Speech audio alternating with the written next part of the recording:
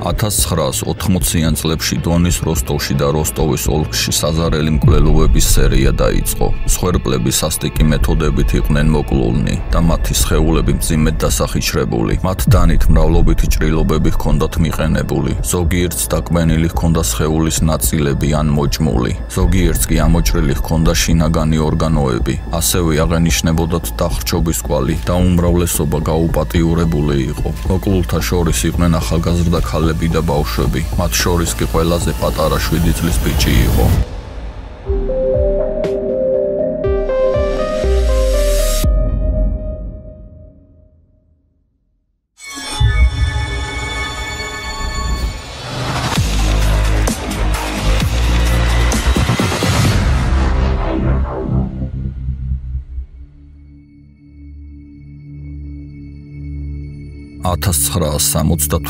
წლის 22 დეკემბერს მეჟეოს დასახლებაში ფეხით მოსიარულეთა ხიდის ქვეშ დინარე გრუშევკას ნაპირზე 9 წლის გოგონას ელენა ზაკოტნოვას ცხედარი აღმოაჩინეს. გოგონა გაგუდული იყო, თვალები კი შარფით ჰქონდა ახვეული. დინარის დინების ქვემოთ მისი ზურგჩანთაც იპოვეს. კლასელებისგან გაირკვა, რომ წინა დღით ელენა ზაკოტნოვა გაკვეთილებიდან ადრე წავიდა, რადგან სადღაც ეჩქარებოდა. ასევე არსებობდა თვითმხილველი გურენკოვა, რომელმაც გოგონა მკვლელობამდე ნახა. მან მილიციას მოუყვა, რომ გოგონას აღამოს ავტობუსის გაჩერებაზე დაინახა. მასთან ერთად გაჩერებაზე იდგა სოლიდურად ჩაცმული მაღალი მამაკაცი, სათვალით და ცილინდრით, რომელიც გოგონას ელაპარაკებოდა. შემდეგ კი ერთად წავიდნენ. გურენკოვა მამაკაცის გარეგნობა დეტალურად აუღწერა მილიციას, რის საფუძველზეც შეიქმნა სავარაუდო ეჭვმიტანილის ფოტორობოტი. ფოტორობოტში ადგილობრივი მასწავლებელი ანდრეი ჩიკატილოვა მოიცნეს, რომელმაც ცოტა ხნის წინ შეიზინა ძველი სახლი მეჟეოს დასახლებაში, რომლის მახლობლადაც გოგონას ცხედარი იპოვეს. მილიციამ ჩიკატილო დააპატიმრა და განყოფილებაში გადაიყვანა. დაკითხვაზე ჩიკატილომ განაცხადა, რომ არანაირი კავშირი არ ჰქონდა ელენა ზაკოტნოვას მკვლელობასთან. ასევე თქვა, რომ გოგონას მკვლელობის დროს სახლში იმყოფებოდა, რაც მისმა მეუღლემ დაადასტურა, რომელიც იმავე სასწავლებლის საერთო საცხოვრებლის კომენდანტი იყო, სადაც ჩიკატილო მუშაობდა. პოლიციამ ჩათვალა, რომ მას მყარი ალიბი ჰქონდა და გაათავისუფლეს ანდრეი ჩიკატილო. პარალელურად გამოძიება სხვა ვერსიებზეც მუშაობდა. მათ შეამოწმეს კრიმინალური არქივები და მოძებნეს პირები, რომელიც მსგავს დანაშაულებში იყვნენ ეჭვმიტანილი ან გასამართლებული. მალევე გაირკვა, რომ დინარესთან ახლოს, სადაც გოგონას ცხედარი იპოვეს, ცხოვრობდა 25 წლის ალექსანდრე კრავჩენკო, რომელიც ადრე ნასამართლევი იყო არასრულწლოვნის გაუპატიურებასა და მკვლელობისთვის. მილიციამ სასწრაფოდ დააპატიმრა კრავჩენკო. კრავჩენკო თავდაპირველად უარყოფდა გოგონას მკვლელობას, თუმცა გარკვეული ხნის შემდეგ აღიარა, რომ ელენა ზაკოტნოვა თავად მოკლა. ამისთვის მას სასამართლომ იმ დროისთვის საბჭოთა კავშირში მოქმედი უმაღლესი სასჯელი სიკვდილით დასჯა მიუსაჯა.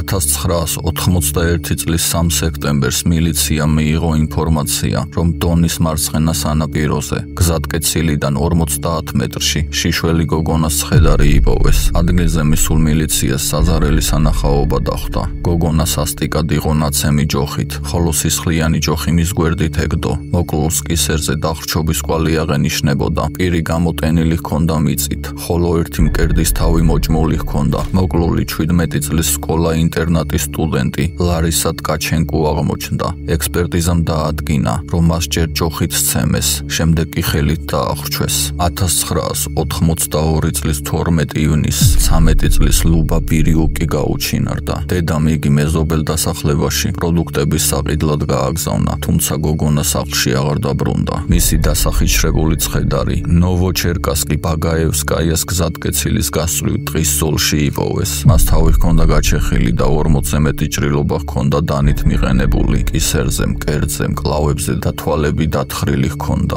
19 წლის ირინა კარაბელნიკოვა 1982 წლის 8 სექტემბერს მშობლებთან ჩხუბის შემდეგ სახლიდან წავიდა და გაუჩინარდა. მისი ცხედარი დონის როსტოვის და შახტნაიას რცარკინიგზო მონაკვეთის შუაში ტყეში იპოვეს. 1982 წლის 15 სექტემბერს 16 წლის სერგეი კუზმინის სკოლიდან გაიქცა, რადგან უფროს კლასელები აბოლინგებდნენ. მისი ცხედარი კირპიჩნის და შახტის სარკინიგზო სადგურს შორის ტყის ზოლში იპოვეს.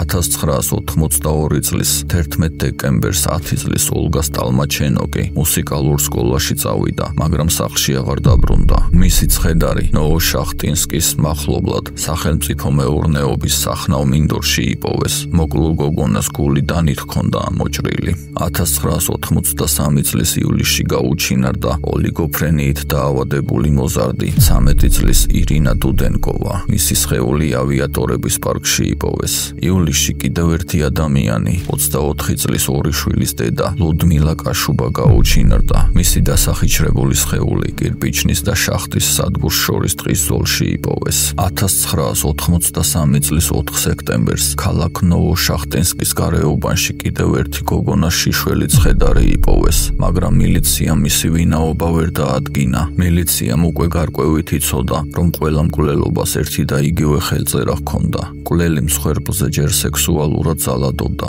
შემდეგ ახრჩობდა, დანით აყენებდა მრავლობით ჭრილობებს სხეულსა და სასქესო ორგანოებზე, ხოლო ზოგ შემთხვევაში კი აჭრიდა შინაგან ორგანოებს. მათთვის ნათელი იყო, რომ რეგიონში სასტიკი სერიული მკვლელი მოქმედებდა, თუმცა ამ ყველაფერს მალავდნენ და არ ახმაურებდნენ არც პოლიცია და არც მედია, რადგან საბჭოთა კავშირის დროს უდიდესი ცენზურის პირობებში უბრალოდ შეუძლებელი იყო იმის თქმა, რომ ქვეყანაში სასტიკი სერიული მკვლელი მოქმედებდა. როსტოვის ოლქის პროკურატურამ შექმნა საგამოძიებო ოპერატიული ჯგუფი, რომლის წევრებსაც დაევალათ აღნიშნული მკვლელობების გამოძიება. საგამოძიებო ჯგუფი ფიქრობდა, რომ მკვლელი უნდა ყოფილიყო ფსიქიკურად ავადმყოფი ადამიანი და დაიწყეს ამ ვერსიის დამუშავება. როსტოვიდან 100 კილომეტრში დაბა ზვერევოში იყო ფსიქონევროლოგიური სკოლა-ინტერნატი და ყოველგვარი ალიბის გარეშე სწორედ მისი პაციენტების დადანაშაულება დაიწყო საბჭოთა მილიციამ ბავშვებისა და ქალების მკვლელობაში, ხოლო ამ გამოძიებას არაოფიციალურად სულელების საქმე უწოდეს.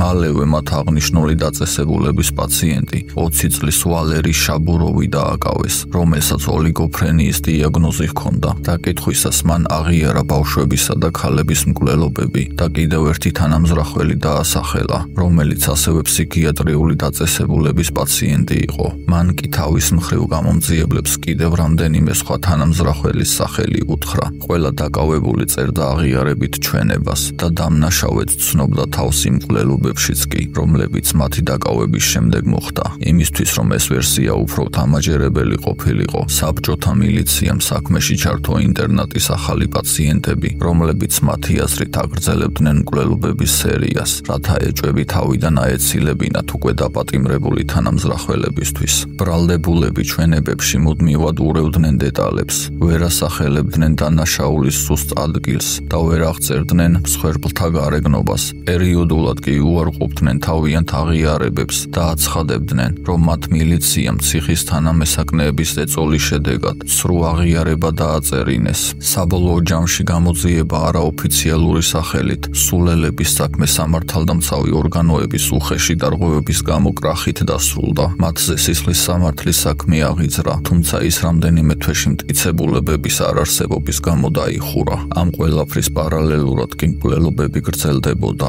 როსტოვში და როსტოვის ოლქში მოქმედებდა სერიული მკვლელი და სექსუალური სადისტი, რომლის მსხვერპლებიც ქალები და ბავშვები ხდებოდნენ. აღნიშნულ საქმეზე ინფორმირებული იყვნენ უმაღლეს დონეზე. ამ მკვლელობების გამოძიება კომუნისტური პარტიის ცენტრალურმა კომიტეტმა თავის კონტროლზე აიღო და დაიწყო საბჭოთა კავშირის ერთ-ერთი ყველაზე ფართომასშტაბიანი ოპერაცია სერიული მკვლელის დასაკავებლად. სპეცოპერაციას ტყის ზოლი უწოდეს, რადგან სწორედ ტყის ზოლებში და ტყის მასივებში პოულობდნენ მსხვერპლთა დასახიჩრებულ ცხედრებს. ოპერაციას ხელმძღვანელობდა ისაკ ასტოევი, ხოლო სპეციალურ ოპერატიულ ჯგუფს ვიქტორ ბურაკოვი. სპეცოპერაცია ტყის ზოლის დაწყებიდან მალევე 1983 წლის 27 ოქტომბერს ქალაქ შახტისთან ახლოს ტყის ზოლში აღმოაჩინეს 19 წლის ვერა შევკუნის ცხედარი, რომელსაც ორივე მკერდი მოჭრილი ჰქონდა. 27 დეკემბერს სერგეი მარკოვის ცხედარი იპოვეს. მას სხეულზე 70-მდე ჭრილობა ჰქონდა მიყენებული დანით და მოჭრილი ჰქონდა სასქესო ორგანო. მის სხეულზე გამომძიებლებმა მეოთხე ჯგუფის ადამიანის ბიოლოგიური მასალა იპოვეს.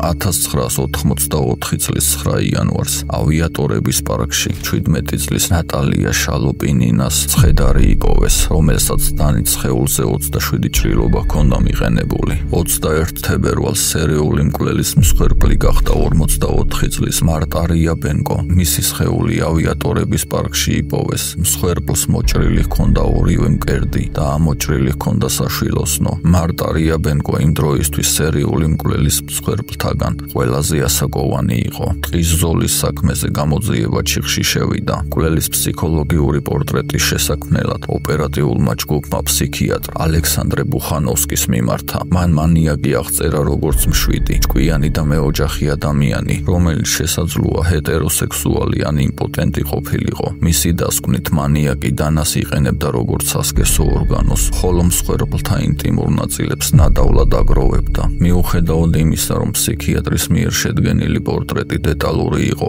ის გამოძიებას დიდად ვერ დაეხმარა, თუმცა საგამოძიებო ჯგუფს ჰქონდა საკმარისი მტკიცებულებები, რომ დაედგინათ დანაშაულის მოტივი. გამოძიება დარწმუნებული იყო, რომ მკვლელობები სექსუალური მოტივით იყო ჩადენილი, თუმცა 23 აღმოჩენილი მსხვერპლიდან მხოლოდ 4 ბიჭი იყო პირდაპირი გაუპატიურების მსხვერპლი. გოგონებისა და ქალების შემთხვევაში მკვლელის ბიოლოგიური მასალა მხოლოდ ერთ შემთხვევაში იყო ნაპოვნი 18 მსხვერპლიდან.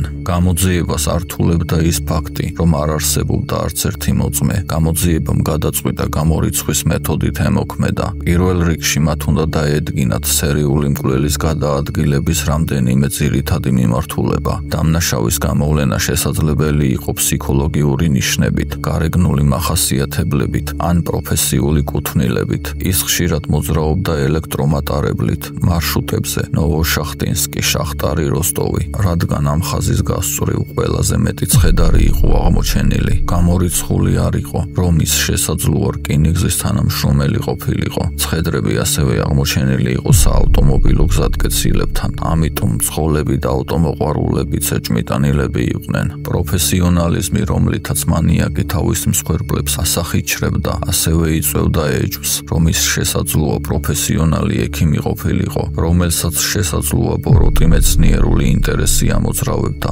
ხოლო დამნაშავის მიერ კვალის პროფესიონალურად წაშლა გამოძიებას აძლევდა ეჭვის საფუძველს, რომ მანიაკი შესაძლოა მილიციის თანამშრომელი ყოფილიყო. გამოძიებამ შეადგინა იმ ადგილების რუკა, სადაც ცხედრები იყო აღმოჩენილი და მისი დახმარებით ცდილობდნენ დაედგინათ სერიული მკვლელის გადაადგილების მარშრუტები, რათა დაედგინათ სად ცხოვრობდა, სად მუშაობდა და ვისთან ჰქონდა კავშირი. ცხადი იყო, რომ მანიაკს ისეთი სამსახური ჰქონდა, რის გამოც ხშირად უწევდა მატარებლით მოგზაურობა. გამოძიების მიერ შედგენილი რუკის მარშრუტების მიხედვით კი ყველა გზა როსტოვის ცენტრალურ სადგურზე მიდიოდა. შემდეგ კი რკინიგზის ხაზით ნოვოშახტინსკისკენ. მილიციის თანამშრომლები და მოხალისეები აკონტროლებდნენ ყველა საზოგადოებრივ ადგილს, სადაც შესაძლოა დამნაშავე გამოჩენილიყო. აჩერებდნენ უამრავ ადამიანს და ამოწმებდნენ მათ საბუთებს, ასევე უთვალთვალებდნენ საეჭვო პიროვნებებს და კონტაქტში შედიოდნენ მათთან, მაგრამ უშედეგოდ. 1986 წლის ბოლოს გამოძიებამ ახალი ოპერაცია მონოკი დაიწყო.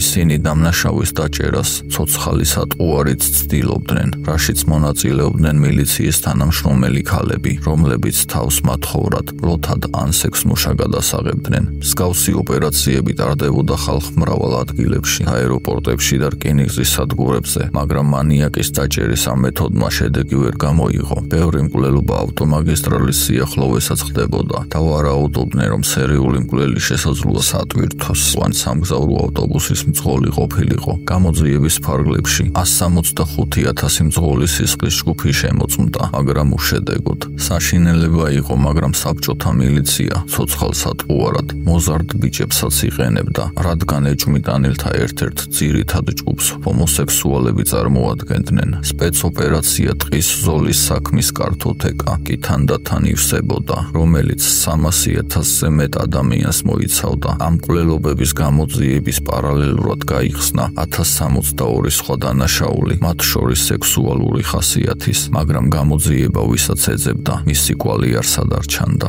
1984 წლის აგვისტოს ბოლოს რკინიგზის სადგურზე მორიგეობისას ორმა მილიციელმა ზანასოვსკიმ და ახმადხანოვმა შეამჩნიეს მამაკაცი, რომელიც დარბაზში დაბორიალობდა. ის ახალგაზრდა გოგონებთან მიდიოდა და მათთან კონტაქტის დამყარებას ცდილობდა. მათ კაცის მოქმედება საეჭოდ მოეჩვენათ და თვალთვალი დაუწეს. როდესაც სადგურზე არაფერი გამოუვიდა, უცნო მამაკაც და ყველა გოგონამ თავი აარიდა. ის ქალაქში გავიდა. მას მილიციას გაჰყვა ჩუმა. მიუხედავად, უცნობმა მამაკაცმა უამრავი ტრანსპორტი გამოიცვალა, მოიარა უამრავი ქუჩა და პარკი, მაგრამ ვერსად ვერ გაიცნო ვერავინ და ისევ რკინიგზის სადგურზე დაბრუნდა და მოსაცდელში სკამზე ჩამოჯდა. მოულოდნელად მილიციამ დაინახა, რომ მას გვერდით გოგონა მიუჯდა. უცნობმა მამაკაცმა მას საუბარი გაუბა. მილიცია ფიქრობდა, რომ უცნობი მამაკაცი გარეგნული აღწერით და საქციელით ემთხვეოდა ძებნილ სერიული მკვლელის მონაცემებს და გადაწყვიტეს თვალთვალი გაეგრძელებინათ,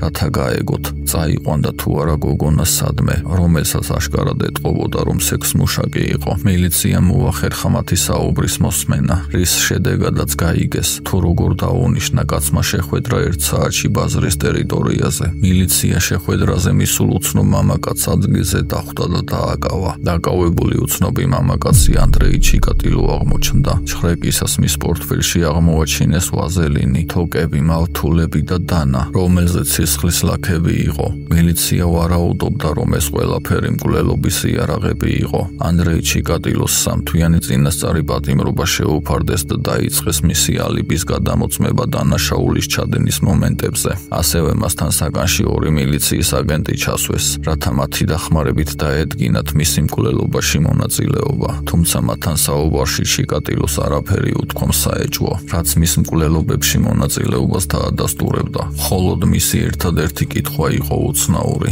მას აინტერესებდა, შესაძლებელი იყო თუ არა სისხლისა და ადამიანის ბიოლოგიური მასალის კვალით დაედგინა გამოძიებას მანიაკის ვინაობა. იმ დროისთვის გამოძიებას უკვე ჰქონდა მოკლულებზე აღმოჩენილი ადამიანის ბიოლოგიური მასალის სასამართლო ექსპერტებისა და კრიმინალისტების მიერ მიწოდებული შედეგები, საიდანაც ირკვეოდა, რომ სერიულ მკვლელს მეოთხე ჯგუფის სისხლი ჰქონდა. როდესაც ჩიკატილოს სისხლის ჯგუფი შეამოწმეს, აღმოჩნდა, რომ მას მეორე ჯგუფის სისხლი ჰქონდა. აქედან გამომდინარე, მილიციამ ანდრეი ჩიკატილო გაანთავისუფლა პატიმრობიდან. 1986 წლიდან სერიულმა მკვლელმა მოულოდნელად მკვლელობები შეწყვიტა. დაირგვლივ სიჩუმემ დაისადგურა, თუმცა 1987 წლიდან მან კვლავ განაახლა საზარელი მკვლელობების სერია. ქალაქ კრასნი-სულინის მახლობლად ოპერატიულმა ჯგუფმა აღმოაჩინა უცნობი ქალის ცხედარი. მკვლელობის ხელწერა ეშზარტოვებდა, რომ როსტოველი მანიაკი დაბრუნდა. 1987 წლის 31 ივლისს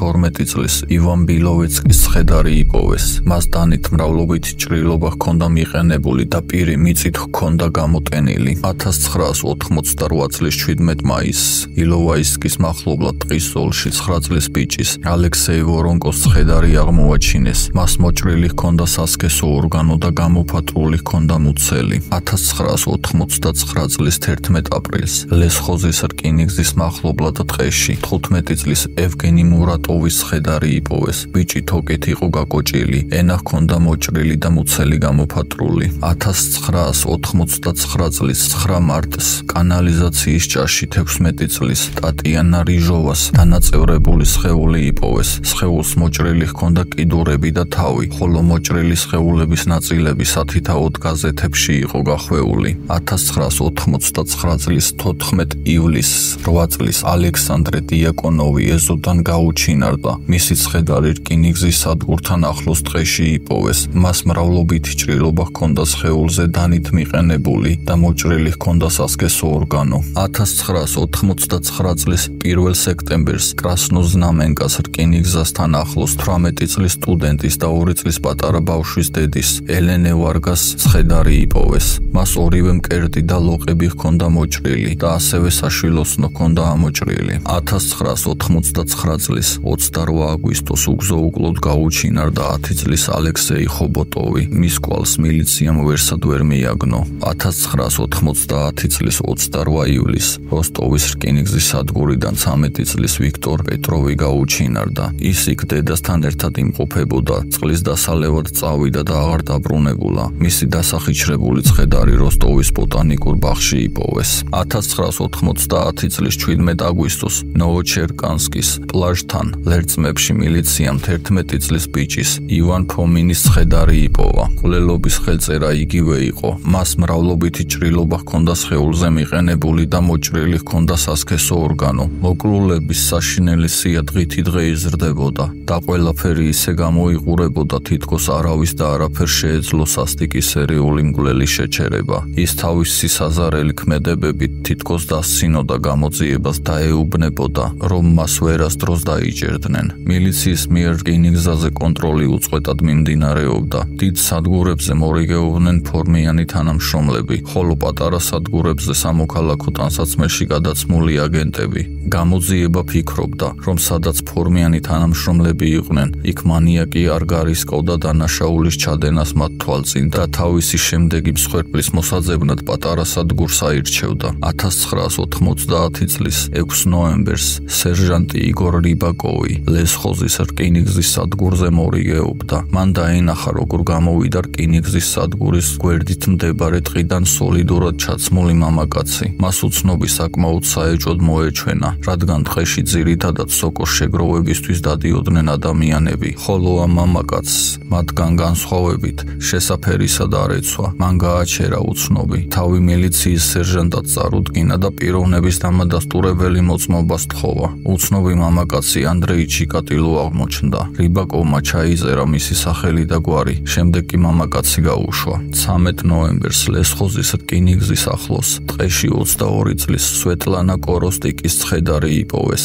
მას სხეულზე მრავლობითი დანით მიყენებული ჭრილობები ჰქონდა, ასევე მოჭრილი ჰქონდა ენა და ორივე მკერდი. გამოძიების ხელმძღვანელი კოსტოევი ფიქრობდა, რომ რადგან რკინიგზის სადგურს მილიცია აკონტროლებდა, დამნაშავე ვერ დარჩებოდა შეუმჩნეველი და ის, ვინც იმ დღეს რკინიგზის სადგურზე მორიგეობდა, აუცილებლად უნდა დაენახა სერიული მკვლელი. სწორედ ასე მოხდა კოსტოევის მაგიდაზე სერჟანტ რიბაკოვის ანგარიში, სადაც მან უკვე ნაცნობი სახელი და გვარი ანდრეი ჩიკატილოა მოიკითხა. საქმის მასალების ხელახალი შესწავლისას გამომძიებლებმა აღმოაჩინეს, რომ ბოლო წლების განმავლობაში ჩიკატილო რამდენჯერმე იყო შემოწმებული სერიულ მკვლელობებთან კავშირში. მოწმეების აღწერით, ასევე ჩიკატილოს მსგავსი გარეგნობის მამაკაცი ფიგურირებდა 16 წლის ვიქტორ ტიშჩენკოს მკვლელობაშიც, რომლის ცხედარიც იმავე ადგილის სიახლოვეს იპოვეს რამდენიმე დღით ადრე, სადაც ბოლოს სვეტლანა კოროსტიკის ცხედარი იპოვეს.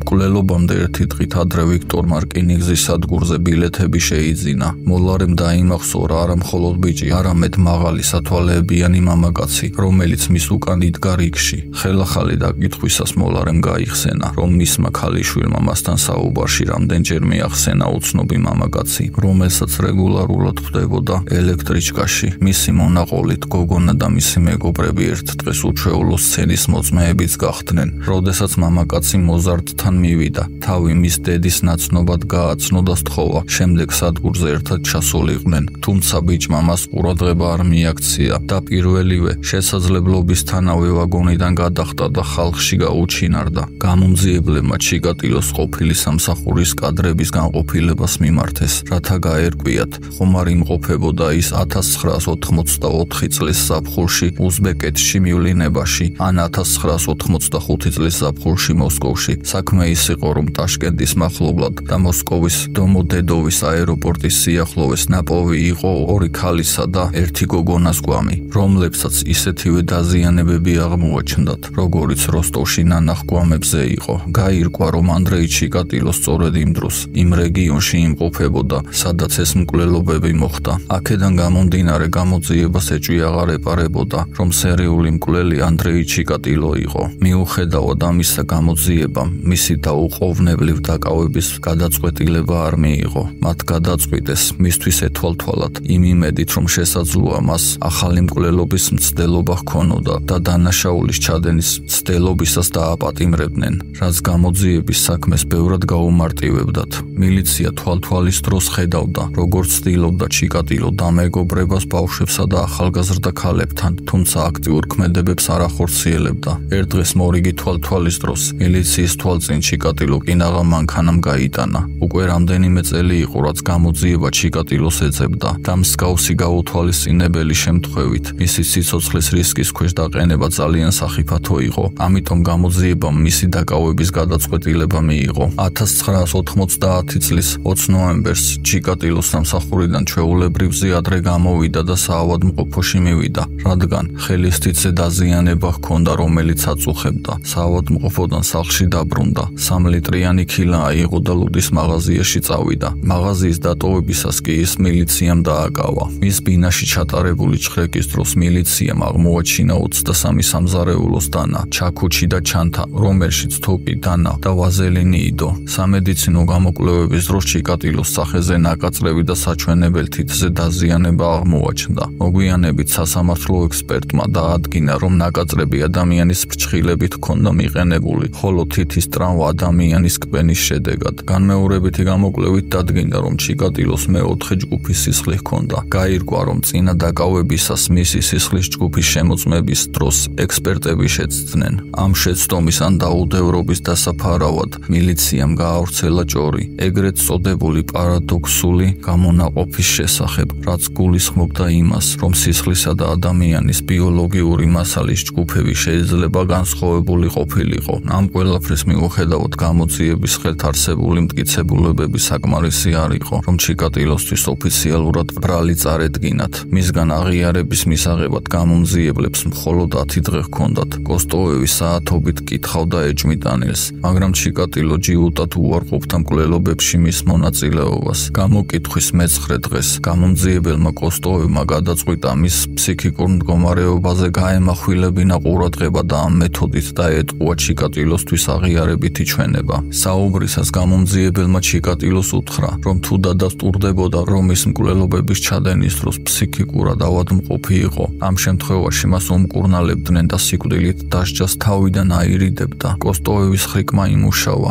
ჩიკატილოს ფსიქიკურად ავადმყოფის იდეა მოეწონა და ფსიქიატრთან შეხვედრას დათანხმდა. ფსიქიატრ ალექსანდრე ბუხანოვსკისთან 3 საათის საუბრის შემდეგ კი ანდრეი ჩიკატილომ მის მიერ ჩადენილი ყველა მკვლელობა აღიარა. ჩიკატილოს აღიარების მიხედვით, მან პირველი მკვლელობა 1978 წლის 22 დეკემბერს ჩაიდინა. კოსტოვევი გაკვირვებული იყო, რადგან ეს მკვლელობა გამოძიების საქმეში არც კი იყო. ინფორმაციის გადამოწმებისას კოსტოვევმა აღმოაჩინა, რომ აღნიშნული მკვლელობისთვის სულ სხვა პიროვნება ალექსანდრე კრავჩენკო იყო გასამართლებული და სიკვდილით დასჯილი. საქმის მასალებიდან ირკვეოდა, რომ ბრალდებულთან ერთ საგანში მილიციის აგენტი იმყოფებოდა, რომელიც მას მუდმივად ფიზიკურად უსწორდებოდა და აიძულებდა მის მიერ არ ჩადენილი მკვლელობის აღიარებას. აღმოჩნდა, რომ როცა ეს აგენტი საკანში იყო, ბრალდებული აღიარებით ჩვენებებს აძლევდა, ხოლო როგორც კი მას სხვაგან გადაიყვანდნენ, სასამართლოზე აღიარებას უარყოფდა და აცხადებდა, რომ მას აიძულებდნენ და აწამებდნენ, რათა სასამართლოსთვის აღიარებითი ჩვენება მიეცა. გაირკვა, რომ ელენა ზაკოტნოვას მკვლელობის საღამოს ალექსანდრე კრავჩენკო თავის სახლში ცოლთან და მეგობრებთან ერთად სვამდა, თუმცა საბჭოთა მილიციას მკვლელის და მოძალადის, რაც შეიძლება სწრაფად პოვნა სურდა. ამიტომ ქალები დააშინეს და იძულებით დააწერინეს ჩვენებები. თითქოს კრავჩენკო იმ საღამოს ქუჩაში სასმელის მოსატანად გავიდა და სისხლიანი დაბრუნდა. 1979 წლის თებერვალში კრავჩენკოს 15 წლით პატიმრობა მიუსაჯეს, მაგრამ ელენა ზაკოტნოვას ოჯახის წევრები უმაღლეს სასჯელს ითხოვდნენ. საქმე სამჯერ დააბრუნეს დამატებით გამოძიებაში და საბოლოოდ 1983 წლის ივლისში ალექსანდრე კრავჩენკო სიკვდილით დასაჯეს. კრავჩენკოს უკანასკნელ წერილში, რომელიც უზენაესი საბჭოს პრეზიდიუმს გაუგზავნა შეწყალების მოთხოვნით, ის წერდა: მოვა დღე, როცა ყველა გაიგებს, რომ უდანაშაულო ადამიანის სიკვდილით დასაჯეთ და შეგვრცხვებათ. მკვლელობა, რომელიც მიარ ჩამიდენია, წამებით მაიძულეს მისი აღიარება, ჩემს წინააღმდეგ ცრუ ჩვენებები მისცეს და იძულებული გამხადეს მკვლელობა მეღიარებინა. საეჭვოდ გამოიყურებოდა ის ფაქტიც, რომ ჩიკატილო ამ ხნის განმავლობაში როგორღაც ახერხებდა მკვლელობის ბრალდებების თავიდან აცილებას.